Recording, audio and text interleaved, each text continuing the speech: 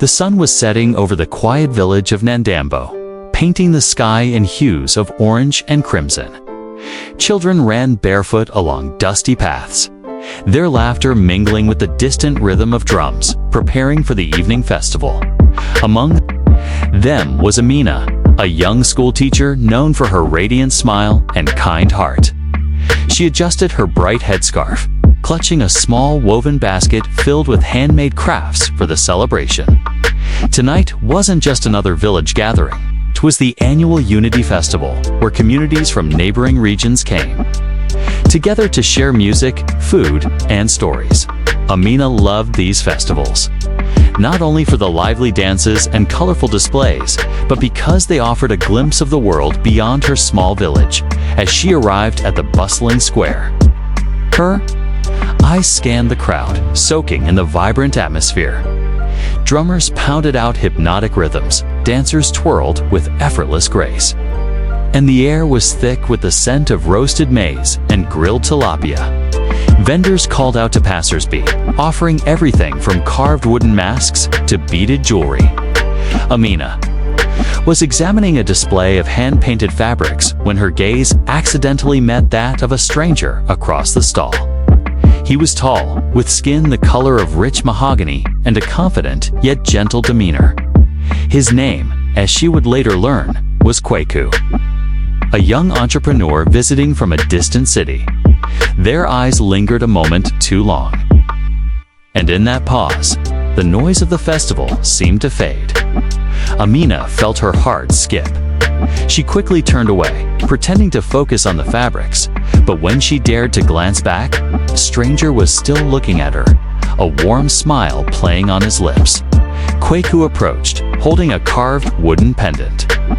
"Do you think this would make a good gift?" he asked, his voice deep and tinged with the accent of a faraway land. Amina hesitated, then nodded. "It's beautiful. The artist here puts a lot of heart into his work." Their conversation began, awkwardly, like the tentative first steps of a new dance. They spoke of the festival, their favorite foods, and the stories behind the crafts. Before long, they were laughing easily, the initial tension dissolving into a sense of surprising familiarity, as if they had known each other in another life. As the evening deepened, Kwaku invited her to join him for the fire dance. Amina hesitated. Dancing with strangers was not customary in her village, but something about Kwaku's easy smile reassured her. Under the glow of lanterns and the rhythmic pounding of drums, they danced, their movements gradually syncing, like two melodies finding harmony. When the final drumbeat faded, Amina felt an unexplainable sadness wash over her. She didn't want the night to end, but reality tugged at her. Kwaku would return to his city, miles away from Ndambo, and she would go back to her daily routine of teaching children their ABCs and multiplication tables. As they parted, Kwaku pressed the carved pendant into her hand. "Keep this," he said, "so you'll remember tonight." Amina nodded, unable to hide her shy smile. She tucked the pendant safely into her basket, feeling the weight of something new, something unspoken settle in her heart. That night, as she lay on her woven mat, under the starlit sky, Amina turned the pendant over in her hand, tracing its intricate patterns with her fingertips. She wondered if their paths would ever cross again.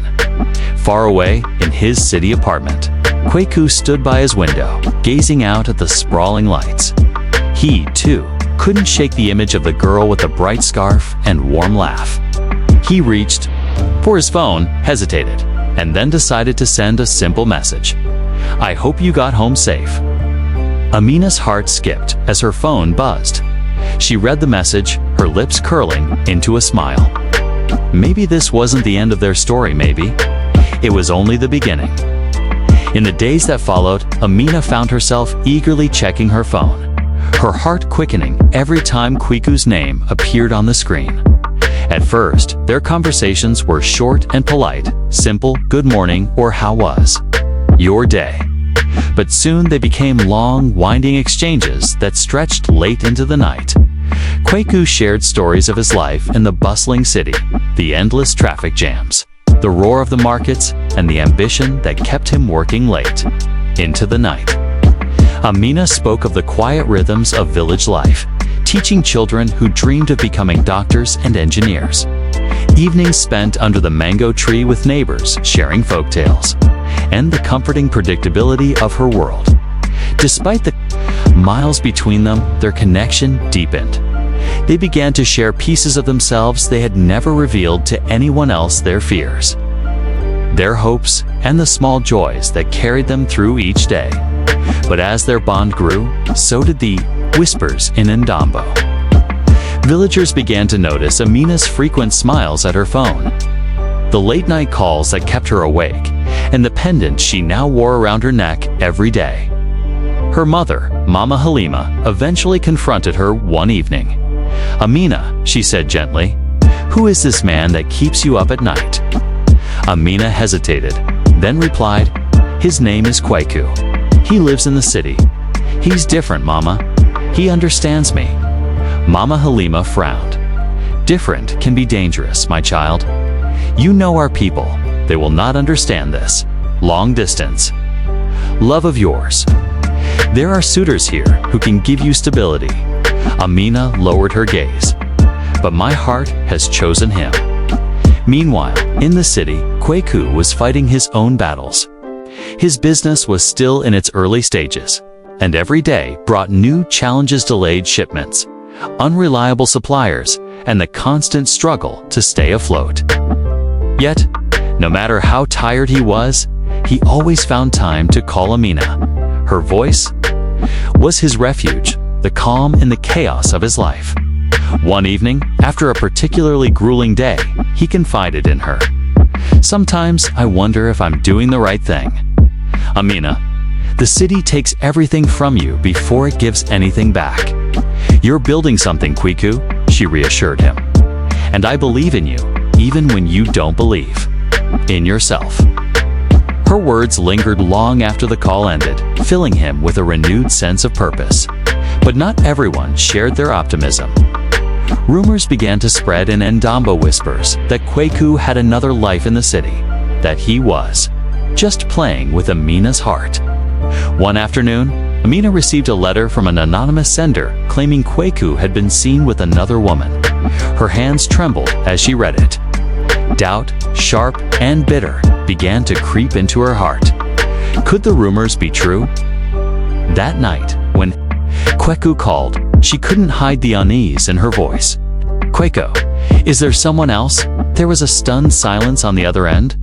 "No, Amina, there's only you." "Who told you this?" I received a letter," she admitted, tears welling in her eyes. Kweku's voice hardened. "Amina, please, don't let them come between us. Distance is already hard enough. You have to trust me." She wanted to believe him, and deep down, she did. But the seed of doubt had been planted, and it weighed heavily on her heart. The days after the mysterious letter were heavy with uncertainty. Amina tried to focus on her teaching, but even as she wrote lessons on the chalkboard, her thoughts drifted to Kweku. Each unanswered call or delayed message felt like confirmation. Of her worst fears in the village, whispers grew louder. Whenever she walked through the marketplace, she could feel the weight of judgmental eyes on her.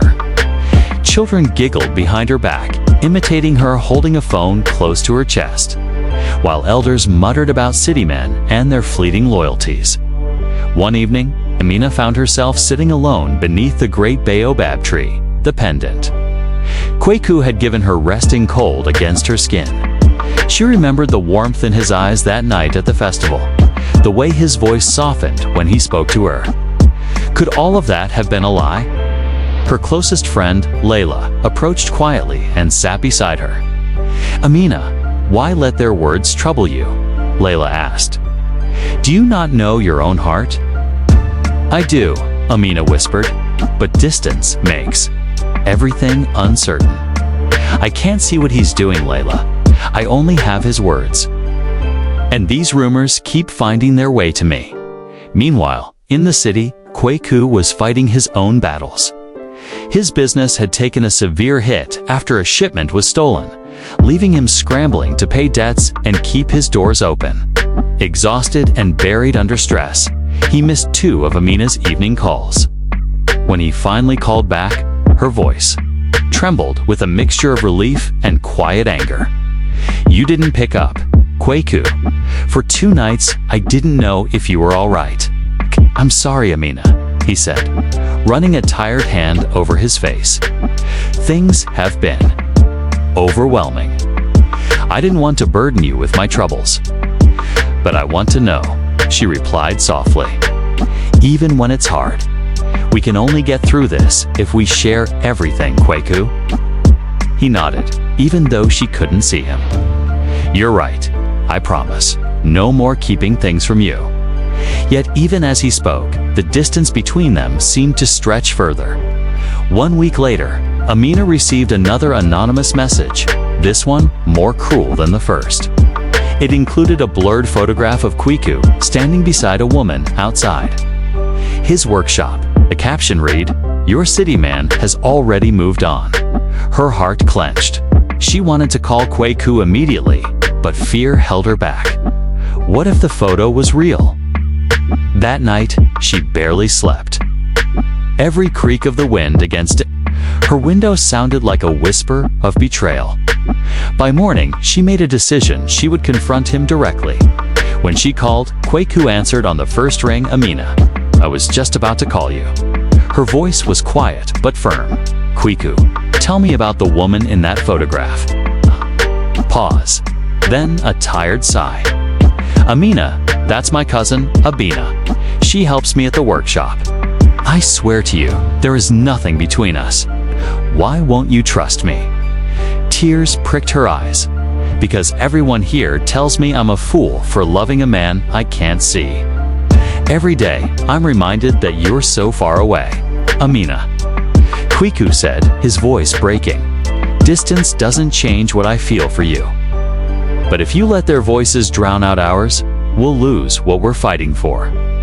Silence stretched between them, filled with all the unspoken fears of 2 hearts trying to hold on across endless miles. In Ndambo, the pressure on Amina intensified. Her mother, Mama Halima, had grown tired of watching her daughter cling to a love that seemed as distant as the moon. Every few days, another well-meaning elder or neighbor arrived at their home with the same suggestion: Amina should marry Musa. He is a good man, hardworking, and he lives here in the village. Musa himself had been persistent, sending gifts of honey and fresh cassava to Amina's household. He often appeared at the school gates, offering to walk her home. His intentions were clear, and everyone approved of him. Everyone except Amina. One evening, after yet another tense conversation, Amina raised her voice, her frustration boiling over. "Mama, please, I cannot marry a man I do not love. My heart belongs to Kweku." Mama Halima sighed deeply, her eyes filled with worry. "And what has this Kweku given you, Amina?" "Promises. Empty words carried on the wind. Love alone cannot fill an empty stomach or build a family." Amina turned away, tears stinging her eyes. "He may be far away, Mama, but he's the one who makes me feel alive." Far away in the city, Kweku was facing the darkest chapter of his journey. His business, already hanging by a thread, had suffered a crushing blow. A fire had broken out in the warehouse he rented, destroying most of his inventory. He spent sleepless nights negotiating with creditors, his savings dwindling to nothing. One night, after yet another fruitless meeting with investors, Kweku walked aimlessly through the neon-lit streets of the city. He pulled out his phone, hesitating for a long moment before calling Amina. When she answered, her voice carried the familiar warmth that had always grounded him. "Kweku," she said softly, "you sound tired. What's wrong?" He hesitated, then finally confessed. "I'm losing everything, Amina. I don't even know if I can rebuild. I don't want to drag you into my mess." "You're not dragging me anywhere," she replied firmly. "I'm here because I choose to be. We started this together, and we'll see it through together. Do you understand?" Kweku closed his eyes, the tension in his chest loosening slightly. "I don't deserve you." "Maybe not," she teased gently, "but you're stuck with me." Despite her words, Kweku felt the weight of distance more heavily than ever. He longed to hold her, to feel the reassurance of her presence. Phone calls and messages were no longer enough. He needed to see her back in Ndambo. The gossip grew relentless. Villagers whispered that Amina was wasting her youth waiting for a man who might never return. Some even said Kweku's business had failed and that he would never come back for her. Amina clung stubbornly to hope. But each passing day felt like a test of her faith. One night, overwhelmed by doubt, she considered giving up and accepting her family's wishes. She stared at the pendant around her neck, remembering the promise it held, and whispered to herself, "Not yet. I'm not ready to let go." Little did she know, far away, Kweku was making a decision that would change everything. For weeks, Kweku had worked tirelessly, piecing his business back together one small victory at a time.